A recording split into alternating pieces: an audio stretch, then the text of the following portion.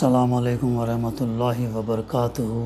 اعوذ باللہ من الشیطان الرجیم، بسم اللہ الرحمن الرحیم۔ ربی قد آتیتنی من الملک وعلمتنی من تاویل الاحادیث فاطر السماوات والارض انت ولی فی الدنیا والآخرہ توفنی مسلما والحقنی بالصالحین۔ صدق اللہ العلی العظیم۔ رب اشرح لی صدری ویسر لی امری واحلل عقدۃ من لسانی یفقہوا قولی۔ رب زدنی علما۔ سورہ یوسف کی تفسیر کا سلسلہ الحمدللہ جاری ہے، اور گزشتہ ہمارے مطالعے میں جو بات آئی تھی وہ یہ تھی کہ جب یعقوب علیہ السلام جب خوشخبری سنتے تو ان کو یوسف علیہ السلام کی قمیص بلکہ یوسف علیہ السلام کی خوشبو محسوس ہونے لگتی ہے، کنان میں ہی محسوس ہونے لگتی ہے۔ اور پھر ہم دیکھتے ہیں کہ قمیص جب یعقوب علیہ السلام کے منہ پر ڈال دیا جاتا تو ایک ان کی بینائی جو ہے آ جاتی۔ پھر اس کے بعد یعقوب علیہ السلام کہتے ہیں، میں تم سے کہتا نہ تھا کہ میں اللہ کی طرف سے وہ کچھ جانتا ہوں جو تم نہیں جانتے۔ سب بول اٹھے، ابا جان آپ ہمارے گناہوں کے لیے، گناہوں کی بخشش کے لیے دعا کریں، واقعی ہم خطا کار تھے، واقعی ہم غلط تھے۔ تو یعقوب علیہ السلام نے کہا، میں اپنے رب سے تمہارے لیے معافی کی درخواست کروں گا، وہ بڑا معاف کرنے والا اور رحیم ہے۔ پھر جب یہ لوگ یوسف علیہ السلام کے پاس پہنچے تو اس نے اپنے والدین کو اپنے ساتھ بٹھا لیا اور اپنے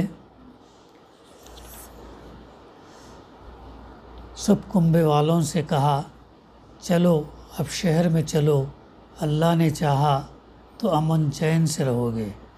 شہر میں داخل ہونے کے بعد یوسف علیہ السلام نے اپنے والدین کو اٹھا کر اپنے پاس تخت پر بٹھایا اور سب اس کے آگے بے اختیار سجدے میں جھک گئے۔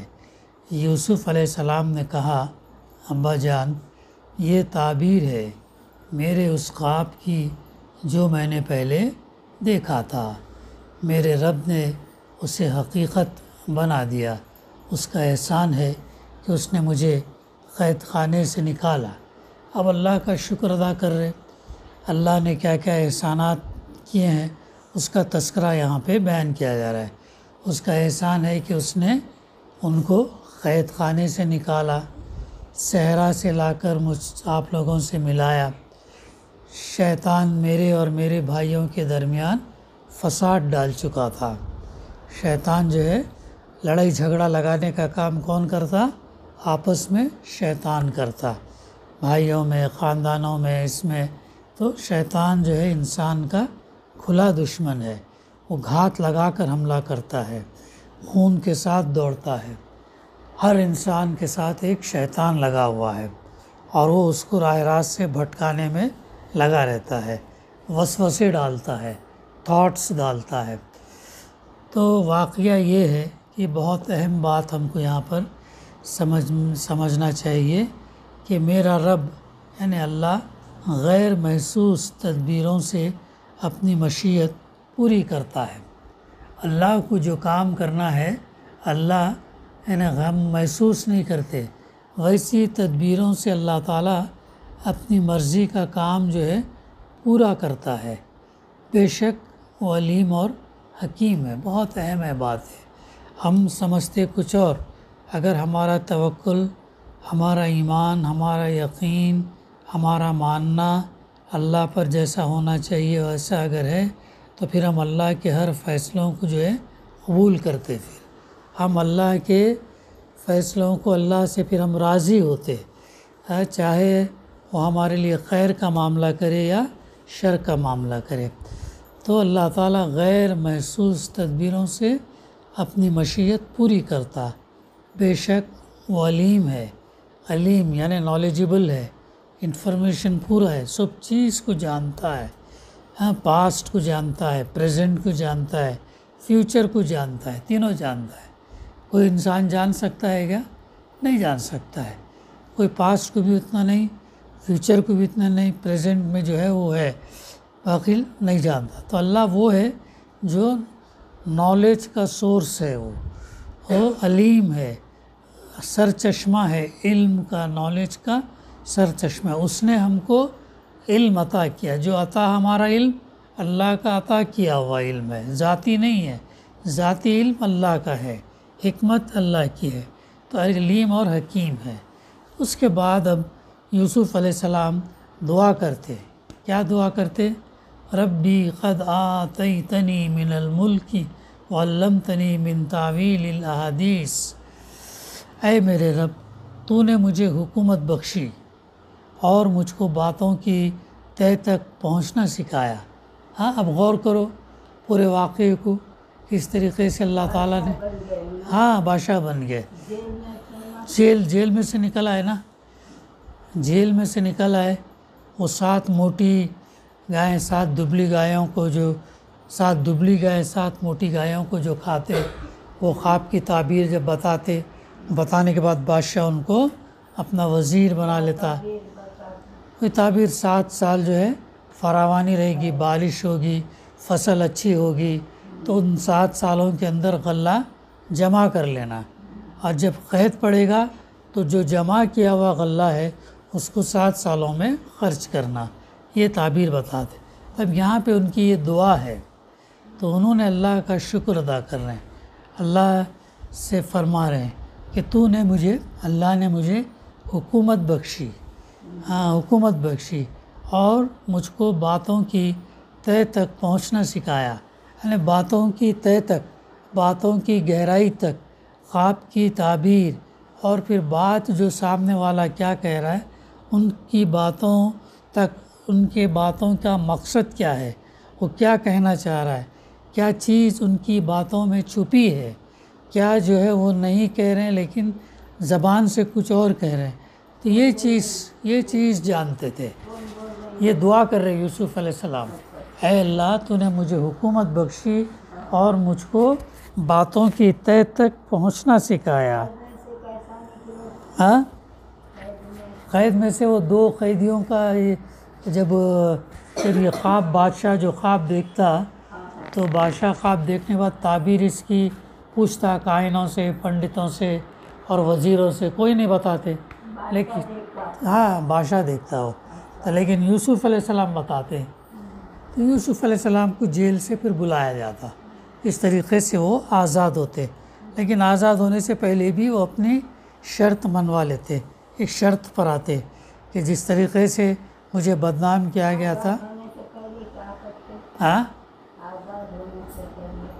آزاد ہونے سے پہلے جیل میں رہتے نا، وہ جیل میں 10-12 سال رہتے، 12-15 سال، کتنے سال رہتے تعداد نہیں دی گئی، لیکن کئی سال جیل میں رہتے، وہ جیل میں رہتے، جیلوں کے اوپر کام کرتے، جیل میں جو قیدی ہیں ان کی تربیت کرتے، ان کو اللہ کا پیغام سناتے، ان کو اللہ کی بندگی کی طرف بلاتے، یہ تمام کرتے وہ۔ تو حکم مجھ کو باتوں کی تہ تک پہنچنا تو نے سکھایا۔ پھر اس کے بعد فرمایا جا رہا فاطر السماوات والارض، زمین اور آسمان کے بنانے والے۔ زمین کون ہے؟ زمین اور آسمان کا بنانے والا اللہ سبحانہ و تعالیٰ۔ اس سے کیسے مخاطب ہو رہے؟ اس کی نشانیاں بیان کر رہے، زمین اور آسمان کے بنانے والے، تو ہی دنیا اور آخرت میں میرا سرپرست ہے۔ سرپرست تو انگلش میں کیا بولتے؟ گارڈین بولتے، سرپرست۔ تو کیسی تعریف کر لے اللہ سبحانہ و تعالیٰ کی، تو ہی دنیا میں بھی اور آخرت میں میرا گارڈین ہے، میرا سرپرست ہے۔ ہاں کیسی بہترین دعا ہے، میرا خاتمہ اسلام پر کر، میری روح جو قبض ہو اسلام پر ہو، ایمان پر ہو، اللہ پر، رسول پر، آخرت پر، اس پر جو ہے میرا خاتمہ ہو۔ ہاں میرا سرپرست تو ہی ہے، اور میرا خاتمہ اسلام پر کر، اور انجام کار مجھے صالحین کے ساتھ ملا، اور انجام میں آخر میں تو مجھے جو ہے نیکوکاروں کے ساتھ ملا۔ اس کی تفسیر ہے، تھوڑی طویل ہے، لیکن انشاءاللہ ہم اسے سمجھنے کی کوشش کریں گے۔ تفسیر میں مفسر لکھتے ہیں کہ یہ چند فقرے جو اس موقع پر حضرت یوسف علیہ السلام کی زبان سے نکلے ہیں، ہمارے سامنے ایک سچے مومن کی سیرت کا عجیب دلکش نقشہ پیش کرتے ہیں۔ سچے مومن تھے، ایمان مضبوط تھا ان کا، اخلاق بھی بہترین تھی، اور جو ہے وہ لوگوں کو بھی اچھی طریقے سے ان کو واعظ نصیحت کرتے، سمجھاتے۔ صحرائی گلے بانوں کے خاندان کا ایک فرد، صحرا میں رہتے تھے نا، بکریاں چرانے کا پیشہ تھا خاندان کا، جس کو خود اس کے بھائیوں نے حسد کے مارے ہلاک کر دینا چاہا تھا، زندگی کے نشیب فراز دیکھتا ہوا بالآخر دنیاوی عروج کی انتہائی مقام پر پہنچ گیا۔ اس کے قحط زدہ اہل خاندان اب اس کے دست نگر ہو کر اس کے حضور آئے، بھائیوں نے اس کے پاس آیا، اور وہ حاسد بھائی بھی جو اس کو مار ڈالنا چاہتے تھے، اس کے تخت شاہی کے سامنے سر نگوں کھڑے ہیں، یعنی جھکے ہوئے کھڑے ہیں، شرمندہ ہیں، اور یوسف علیہ السلام نے ان کو معاف کر دیا۔ یہ موقع قحط تھا بول کے آئے وہ لوگ۔ یہ موقع دنیا کے عام دستور کے مطابق فخر جتانے، ڈینگے مارنے، گلے اور شکوے کرنے اور تان ملامت کے تیر برسانے کا تھا۔ ہونا تو یہ چاہیے تھا کہ تم نے میرے ساتھ ایسا کیا، تم نے مجھے کنویں میں ڈالے، مجھے غلاموں کے سامنے بیچ دیے، یہ سب چیزیں یاد دلانا چاہیے تھا، بولنا چاہیے تھا، گلے شکوے کرنا چاہیے تھا۔ لیکن ایک سچا خدا پرست انسان اس موقع پر کچھ دوسرے ہی اخلاق ظاہر کرتا ہے۔ یہاں پر وہ تذکرہ نہیں کرتے، یوسف علیہ السلام وہ سب باتیں نہیں کرتے، وہ اپنے عروج پر فخر کرنے کے بجائے اس اللہ کے احسان کا اعتراف کرتے ہیں۔ حالانکہ جن کو مارنا چاہا وہ بادشاہ بن گئے، اور یہ لوگ الٹا ان کے سامنے وہ غلہ مانگنے کے لیے آئے، تو اللہ تعالیٰ نے ان کو عروج بخشا، اور عروج بخشے تو گھمنڈ آنا چاہیے تھا، فخر کرنا چاہیے تھا، غرور آنا چاہیے تھا، تکبر ہونا چاہیے تھا، میں غلہ دے رہا ہوں یہ سب، لیکن ایسا نہیں ہوتا۔ تو یہ ہمارے لیے سبق ہے۔ اللہ تعالیٰ نے جو بھی جتنا بھی جیسا بھی ہم کو جہاں بھی یہ کرے، اللہ کا شکر یعنی تو اس پر ہمیں صبر کرنا چاہیے۔ آسائش آسانیاں فراہم کرے تو اللہ کا شکر ادا کرنا، مصائب تکلیف پریشانی کرے تو اس پر جو ہے پھر ہم کو صبر کرنا چاہیے۔ تو یہ ہماری تعلیمات ہیں۔ وہ خاندان والوں کو اس ظلم ستم پر کوئی ملامت نہیں کرتے جو اوائل عمر میں انہوں نے اس پر کیے تھے، اس کے برعکس وہ اس بات پر شکر ادا کرتے ہیں اللہ کا کہ اس نے اتنے دنوں کی جدائی کے بعد ان لوگوں کو مجھ سے ملایا۔ یہ ہے پازیٹیو اپروچ، یہ ہے ایسا سوچ ہونی چاہیے، نگیٹیو اپروچ نہیں ہونی چاہیے، پازیٹیو۔ اگر نگیٹیو اپروچ کرتے تو پھر وہاں پہ ان کو زندان میں جیل میں ڈالنا آسان تھا، جیل میں ڈال دیتے، سزا دیتے، ان کو کوڑے مار سکتے، تو سب کچھ کر سکتے تھے، لیکن وہ نہیں کرتے یاد، بلکہ معاف کر دیتے۔ کیوں کہ اللہ تعالیٰ معاف کرنے والوں کو پسند کرتا ہے۔ تو وہ حاسد بھائیوں کے خلاف شکایت کا ایک لفظ بھی زبان سے نہیں نکالتے، حتیٰ کہ یہ بھی نہیں کہتا کہ انہوں نے میرے ساتھ برائی کی تھی، یہ بھی نہیں کہتے، بلکہ ان کی صفائی خود ہی اس طرح پیش کرتا ہے کہ شیطان نے میرے اور ان کے درمیان برائی ڈال دی تھی، اور پھر اس برائی کے بھی برے پہلو چھوڑ کر اس کا یہ اچھا پہلو پیش کرتا ہے کہ اللہ جس مرتبے پر مجھے پہنچانا چاہتا تھا اس کے لیے یہ لطیف تدبیر اس نے فرمائی۔ یہ ہے طریقہ کار۔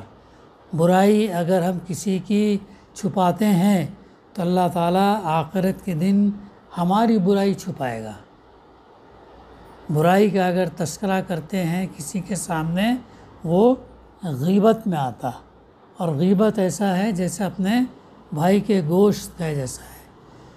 تو غیبت ادھر کی بات ادھر، اگر اللہ کے رسول صلی اللہ علیہ وسلم سے صحابہ نے پوچھا اگر وہ چیز اس کے اندر ہے تو آپ نے فرمایا کہ تبھی تو غیبت ہے، وہ برائی اس کے اندر ہے لیکن تم اس کی غیر موجودگی میں تذکرہ کر رہے جو وہ پسند نہیں کرتا، تو یہ غیبت میں آتا۔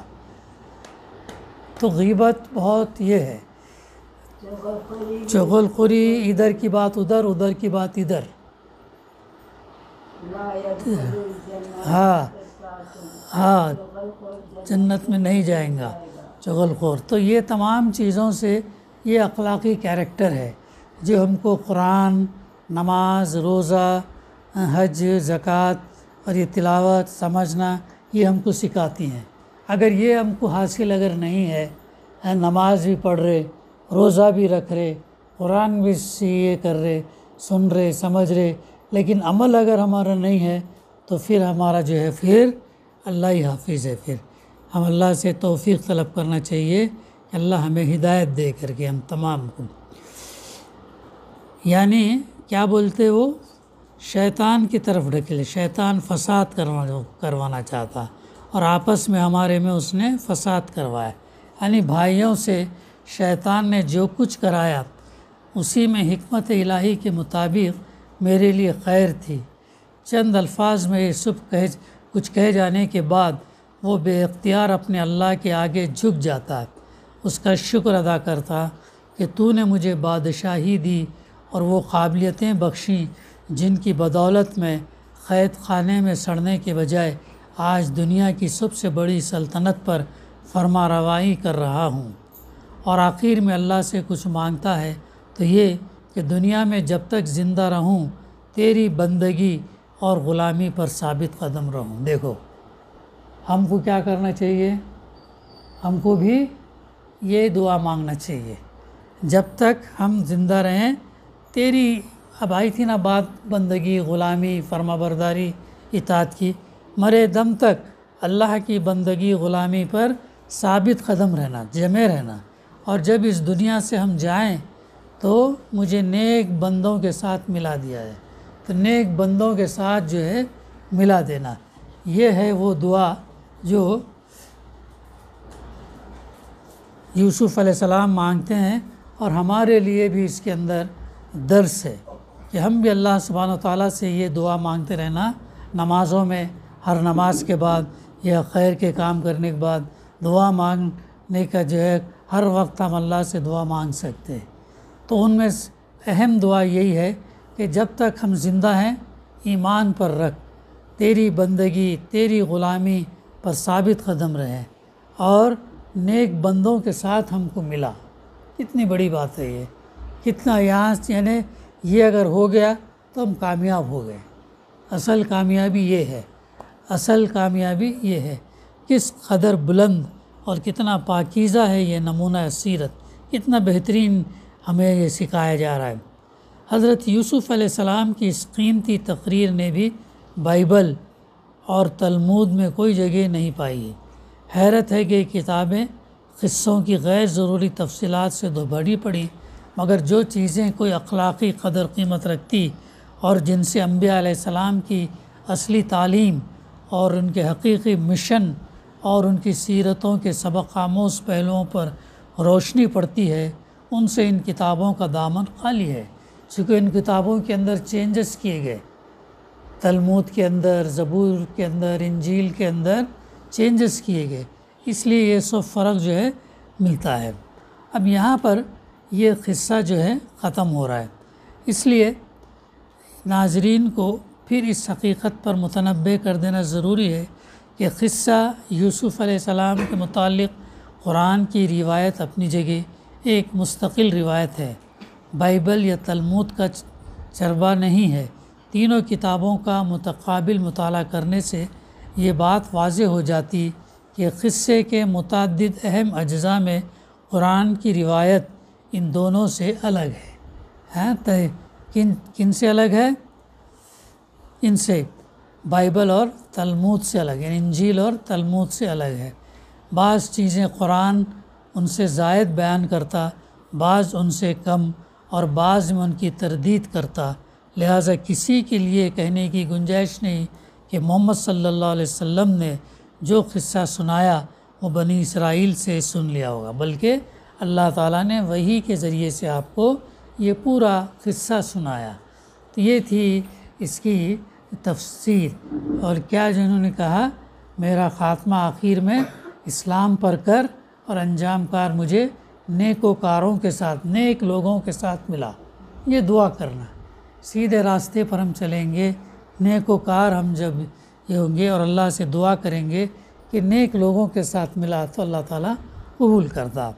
آگے فرمایا جا رہا ذَلِكَ مِنْ أَنْبَاءِ الْغَيْبِ نُوحِيهِ إِلَيْكَ وَمَا كُنْتَ لَدَيْهِمْ إِذْ أَجْمَعُوا أَمْرَهُمْ وَهُمْ يَمْكُرُونَ۔ اے محمد صلی اللہ علیہ وسلم، یہ قصہ غیب کی خبروں میں سے ہے جو ہم تم پر وحی کر رہے ہیں۔ یہ قصہ اللہ تعالیٰ نے آپ صلی اللہ علیہ وسلم پر وحی کے ذریعے سے بتایا ہے، ورنہ تم اس وقت موجود نہ تھے۔ تو یہ قصہ کتنا پرانا ہے؟ ہاں 3.5 پونے 4,000 سال پرانا ہے۔ ہاں وحی کے ذریعے سے اللہ تعالیٰ نے سنایا، اور اللہ کے رسول صلی اللہ علیہ وسلم کب سنایا؟ 1,500 سال پہلے، ظاہر 1,500 سال پہلے سنایا۔ 1440 جو ابھی چل رہا ہے 46، تو اس سال اتنے سال پہلے سنایا گیا۔ تو یہ فرما رہا کہ اللہ تعالیٰ آپ وہاں پہ موجود نہیں تھے جب یہ ہو رہا تھا، لیکن ہم نے آپ کو یہ قصہ وحی کے ذریعے سے سنایا، پاسٹ وحی کے ذریعے سے سنایا، بالکل مستند سنایا۔ اس وقت جب یوسف علیہ السلام کے بھائیوں نے آپس میں اتفاق کر کے سازش کی تھی، اس وقت آپ موجود نہیں تھے۔ وما اکثر الناس ولو حرصت بمؤمنین، مگر تم خواہ کتنا ہی چاہو ان میں سے اکثر لوگ مان کر دینے والے نہیں۔ مگر تم کتنا ہی چاہو، تم چاہے کتنا ہی چاہو ان میں سے اکثر لوگ مان کر دینے والے نہیں۔ یعنی ان لوگوں کی ہٹ درمی کا عجیب حال ہے۔ تمہاری نبوت کی آزمائش کے لیے بہت سوچ سمجھ کر اور مشورے کر کے جو مطالبے انہوں نے کیا تھا اسے تم نے بھری محفل میں برجستہ پورا کر دیا۔ اب شاید تم متوقع ہوگے کہ اس کے بعد تو انہیں یہ تسلیم کر لینے میں کوئی تعامل نہ رہے گا کہ تم یہ قرآن خود تصنیف نہیں کرتے بلکہ واقعی تم پر وہی آتی ہے۔ پورے دلائل کے ساتھ اللہ کے رسول صلی اللہ علیہ وسلم ان کو سمجھاتے تھے، بتاتے تھے، بار بار بتاتے تھے، تھکتے نہیں تھے۔ تو اللہ تعالیٰ وہی بات فرما رہا کہ اکثر لوگ ایمان لانے والے نہیں، اکثر مگر کتنا ہی تم چاہو ان میں سے اکثر لوگ مان کر دینے والے نہیں ہیں۔ مگر یقین جانو کہ یہ اب بھی نہ مانیں گے اور اپنے انکار پر جمے رہنے کے لیے کوئی دوسرا بہانہ ڈھونڈ نکالیں گے، کیونکہ ان کے نہ ماننے کی اصل وجہ یہ نہیں کہ تمہاری صداقت کا اطمینان حاصل کرنے کے لیے یہ کھلے دل سے کوئی معقول دلیل چاہتے تھے، اور وہ ابھی تک انہیں نہیں ملی، بلکہ اس کی وجہ صرف یہ ہے کہ تمہاری بات یہ ماننا چاہتے نہیں ہے، اس لیے ان کو تلاش دراصل ماننے کے لیے کسی دلیل کی نہیں بلکہ نہ ماننے کے لیے کسی بہانے کی ہے۔ تو بہانہ ڈھونڈ رہے ہو لوگ نہ ماننے کے لیے، اور شیطان ایسے کاموں کو آسان کر دیتا۔ ہاں جیسے ہم دیکھتے ہیں کہ نماز ایسا پڑھنا ہے، درس کا معاملہ ہے، اچھے کاموں کا معاملہ ہے، ارے چلو بعد میں سنیں گے، ارے بعد میں پڑھ لیں گے، ارے کیا ہے وہی باتیں ہیں، ارے کیا ایسے ڈالتا بات ہے، اور اس سے دور رکھتا۔ شیطان کا حربہ کیا ہے؟ اللہ کے کلام سے انسانیت کو دور رکھنا، مسلمانوں کو نہیں بلکہ تمام انسانوں کو دور رکھنا، مختلف روڑے اٹکاتا ہے، مختلف آبسٹیکلز پیدا کرتا ہے۔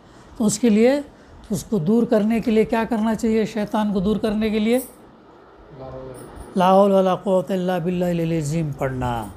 ہمارے سامنے جب بھی دو الٹرنیٹیو آتے، ایک سیدھے راستے پر چلنے کا، ایک غلط اس پر، تو سیدھے راستے کو اختیار کرنا۔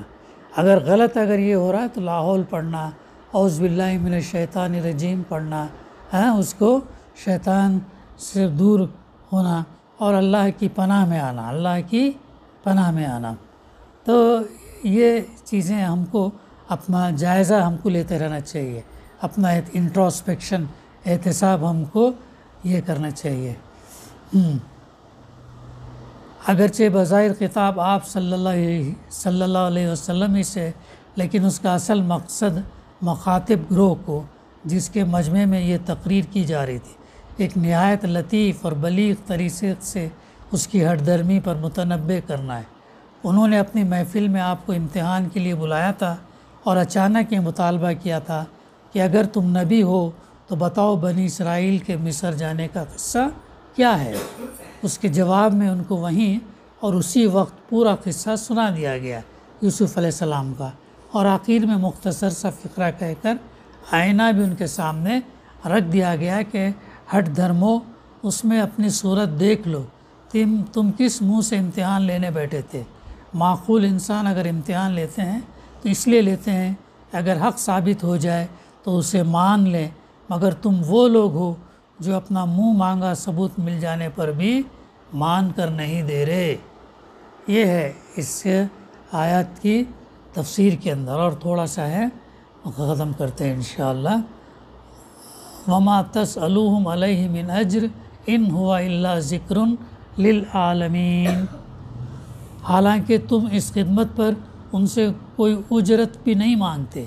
یعنی یوسف علیہ السلام اللہ کے رسول صلی اللہ علیہ وسلم جو بھی بات ان کے سامنے پیش کر رہے اس کا کوئی ایکسپیکٹیشن نہیں ہے، ان سے کوئی اجر نہیں مانگ رہے، پیسہ نہیں مانگ رہے، رتبہ نہیں مانگ رہے، اقتدار نہیں مانگ رہے، کرسی نہیں مانگ رہے، کوئی چیز نہیں مانگ رہے، بلکہ کیا کہتے، میرا اجر اللہ کے پاس ہے۔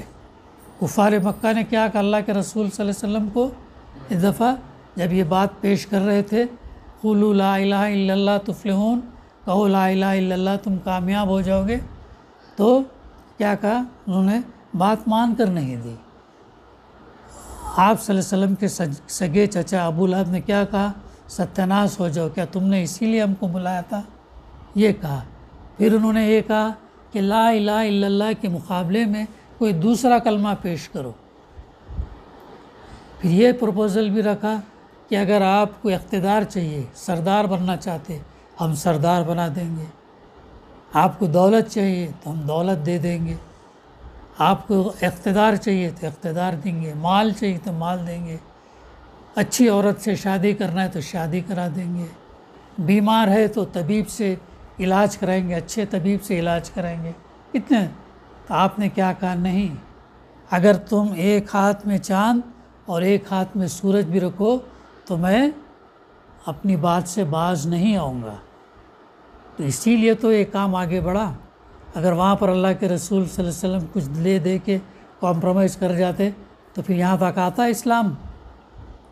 آپ نے استقامت اختیار کی، آپ جمے رہے، ڈٹے رہے، تو اس کے عوض میں کوئی اجرت نہیں مانگی، نہ گھر مانگا، نہ گاڑی مانگی، نہ اونٹ، نہ گھوڑے، کوئی نہیں۔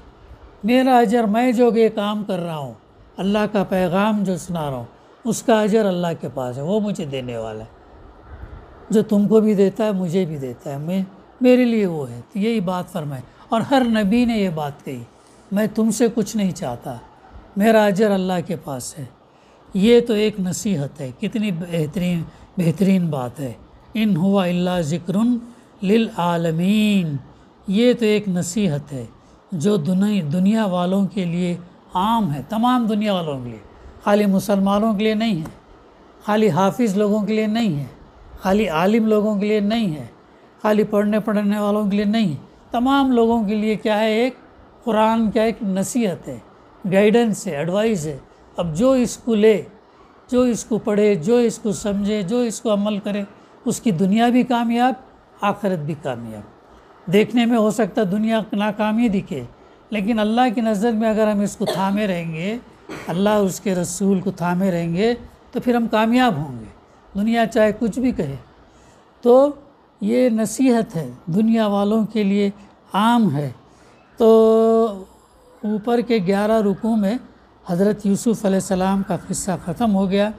اگر وحی الہی کا مقصد بس قصہ گوئی ہوتا تو اسی جگہ تقریر ختم ہو جانی چاہیے تھی، مگر یہاں تو قصہ کسی مقصد کی خاطر کہا جاتا اور اس مقصد کی دعوت کے لیے جو موقع بھی مل جائے اس سے فائدہ اٹھانے میں دریغ نہیں کیا جاتا۔ اب چونکہ لوگوں نے خود نبی کو بلایا تھا اور قصہ سننے کے لیے کان متوجہ تھے، پورا قصہ سنا انہوں نے، ایک ہی سٹنگ میں سنا پورا، ہم پارٹ سن رہے، انہوں نے ایک ہی اس میں سنا، اس لیے ان کے مطلب کی بات ختم کرتے ہی چند جملے اپنے مطلب کے بھی کہہ دیے گئے اور غایت درجے اختصار کے ساتھ ان چند جملوں میں ہی نصیحت اور دعوت کا سارا مضمون سمیٹ دیا گیا۔ یہ تھی تفسیر آیت نمبر 101 سے آیت نمبر 104 تک۔ دعا ہے کہ اللہ سبحانہ و تعالی ہمیں کہنے سننے سے زیادہ صحیح سمجھنے، اس پر عمل کرنے اور جو اس پیغام کو عام کرنے پہنچانے کی توفیق عطا کرے، اور اللہ تعالیٰ جو ہے ہمیں نیک لوگوں کے ساتھ جو ہے ہمیں اٹھا، ایک تو ہمیں موت تک ایمان پر قائم رکھ، اور ہمیں جو ہے نیک لوگوں کا ساتھ جو ہے اے اللہ تعالیٰ ہم کو عطا فرما۔ ربنا تقبل منا انک انت السمیع العلیم وتب علینا انک انت التواب الرحیم۔ صلی اللہ تعالیٰ علی خیر خلقہ وعلی آلہ وصحبہ اجمعین والحمد للہ رب العالمین۔